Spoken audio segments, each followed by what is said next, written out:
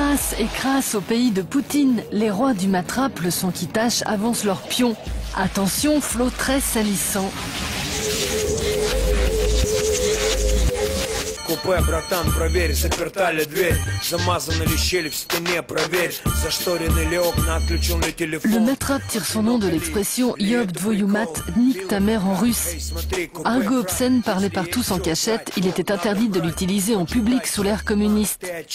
Les déportés du goulag employaient son double sens pour se moquer du pouvoir. Dans la nouvelle Russie de Poutine, comme ici à Moscou, il reprend du poil de la bête.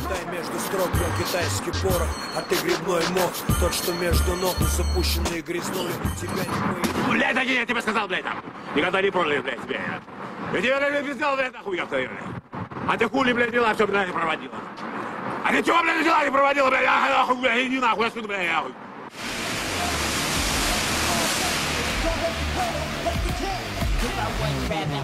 Ce grossier personnage n'est pas n'importe qui. Peintre, performeur et directeur artistique du magazine Elle Russe, Parom a semé la mauvaise graine du mat dans l'art contemporain. Diplômé des arts déco de Moscou, Sergueï Pakomov, alias Parom, cultive deux axes dans son travail, l'absurdité et l'idiotie dont le mat est selon lui le digne représentant. En peinture ou en musique, il est devenu le virtuose du crado. La première fois que j'ai entendu du mat, c'était dans la bouche de ma mère. Elle m'avait attendu à la sortie des classes pendant 1 heure dans le froid, en plein hiver. Et quand je suis arrivé, elle m'a engueulé. Va te faire foutre.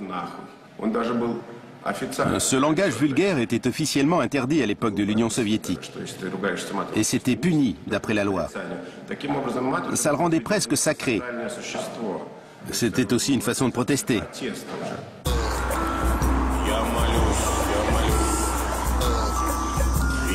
Pas à un sacrilège près, Parom joue ce soir dans une église en travaux du centre de Moscou.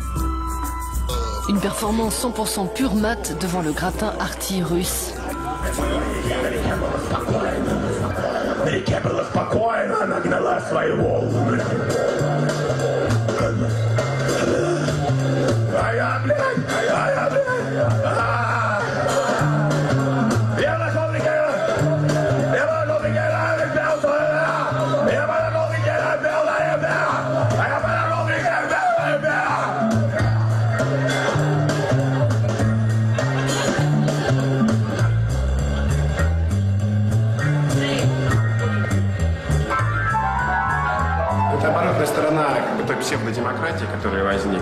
Ça fait partie de notre pseudo-démocratie. C'est un sentiment de fausse liberté.